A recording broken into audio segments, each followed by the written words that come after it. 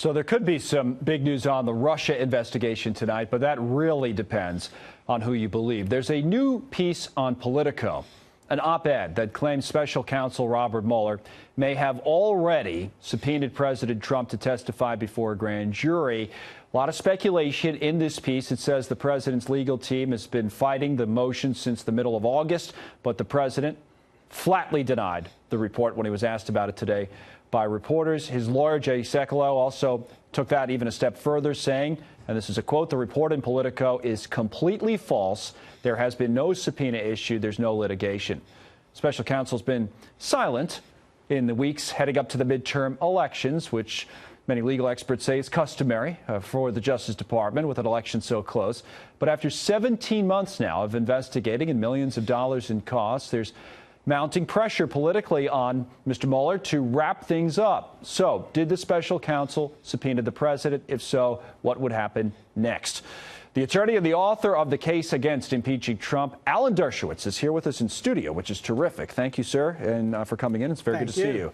First of all, on this Politico piece, what's your impression of whether the president was already subpoenaed? I doubt it. Yeah. I think we'd know, and there'd be major open litigation. The president would say, you can't subpoena a sitting president. Even if you can't ask me questions about my motives. You can't ask me questions about why I engaged in constitutionally protected acts.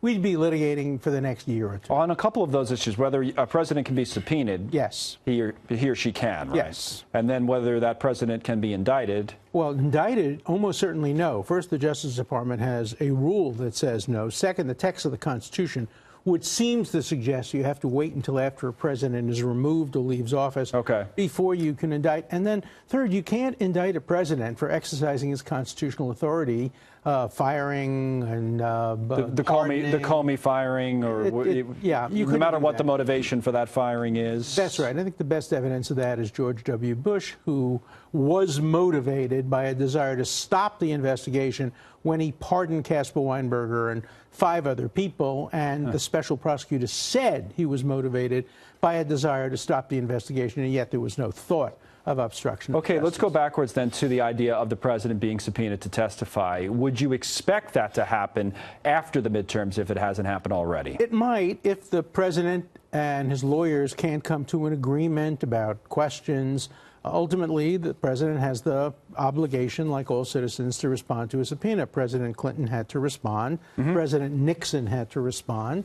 And the Supreme Court has validated that, but they haven't spoken to the micro issues of what questions the president appropriately may refuse to answer. Right, and the president seems to want to have be able to pick and choose these questions, right? And do so in writing, I would suspect. That's what they've been hinting at, I guess. Every lawyer would rather have the questions in writing so the lawyers can answer the questions and you don't go off script. But every prosecutor would rather have the person in their lives so that he does go off script and maybe commits the serious crime of lying to prosecutors. All right, so maybe we do hear some more about this after the midterms. That makes sense. It's always interesting to get your views on this, and I think people know this by now, but you're not kind of predisposed to be a supporter or a fan of the president by any means. In fact, we were talking about immigration right before you came on, so I am curious as to whether you support the president or understand his view here on this whole birthright citizenship issue. What do you think of that? Well, I think there are 2 issues. I think if a person is born to illegal citizens and lives in the country, there's nothing you can do. You can't take away his citizenship because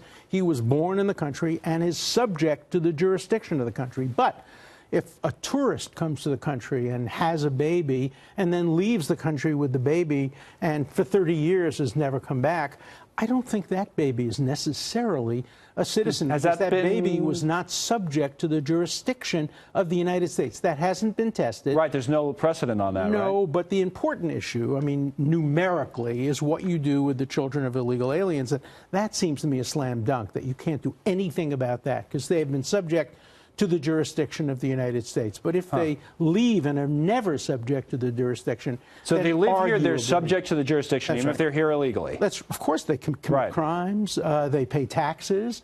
All of these things are obligations of anybody who lives in the country, whether legally or illegally. So I think that's a non-starter. But on the issue, which is a minor issue, of what happens if the people leave the country, the president mentioned this, that you can be in the country just for a second and be a citizen.